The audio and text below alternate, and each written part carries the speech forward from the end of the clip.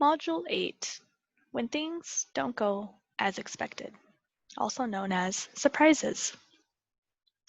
There are many reasons your eviction can get denied. Here are some main reasons for non-payment. Maybe the tenant made a deposit during the 7-day pay or quit notice, and maybe it got lost in the mail, but they have proof that they sent it out. Or if it was electronically deposited and you didn't get that notice right away that they have given you the payment. So when you go to court, the judge will say, this isn't the amount that they owe this amount, which means that your notice is not valid. Could be something as simple as you spelled the tenant's name incorrectly, or you even put the incorrect address. So make sure that whatever is on the lease, that is what you put on the notice. Another reason it would get denied is that the tenant brings proof that they had paid the rent, which I kind of just touched on a little bit. It's possible that maybe their payment bounced and you don't have the NSF.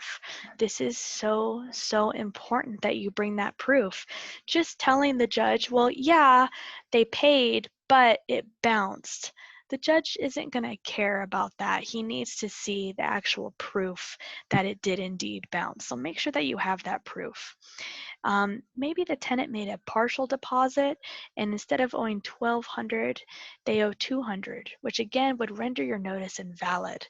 If this happens, maybe during that little window of time when you did the summary eviction filing and you're waiting for a court date, so it's during that little period of time, that window of time right there, you could always bring a check for that amount that they paid to court and give it to the tenant in front of the judge saying, no, Your Honor, actually, I didn't accept it. They paid it on this day, and here's a check that I'm going to give to them in court, whatever that amount is. So like I said, you have the right to refuse partial payment. Here are some main reasons for the other notices. Maybe the tenant cured or fixed the lease violation. So again, I kind of touched on this a little bit before. Make sure that you bring proof that they did not fix whatever your lease violation stated. Another reason is that maybe the tenant has proof of what you're alleging to be false or incorrect. A good example of this is a 3-day nuisance. If you think that they're subleasing because they have multiple cars outside, and maybe you do give a 24-hour notice to enter, and it appears that there's multiple people living inside the unit, you have to have proof of that. So you either have to have pictures, video, something more than you just going to court and saying, yeah, Your Honor, I saw multiple cars in the parking lot. Okay, and so that doesn't cut it. Make sure that you have that proof. HOA really helps out with that too, because they could say, oh yeah, that person's car has been there for 4 days. They leave and they come back with groceries, like they're definitely living there. So having that proof is what's needed for that to be likely.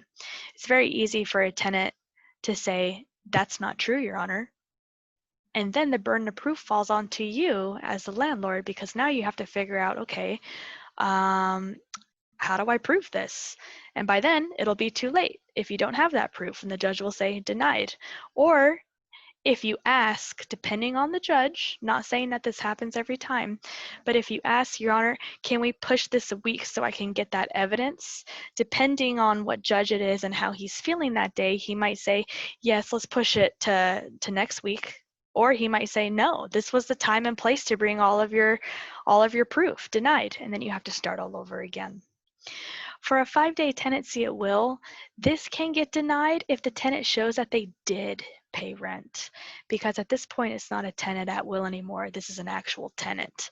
So be very wary and don't try and skimp saying, you know, the tenant never paid me rent, or maybe they gave me like, you know, $200 here and there.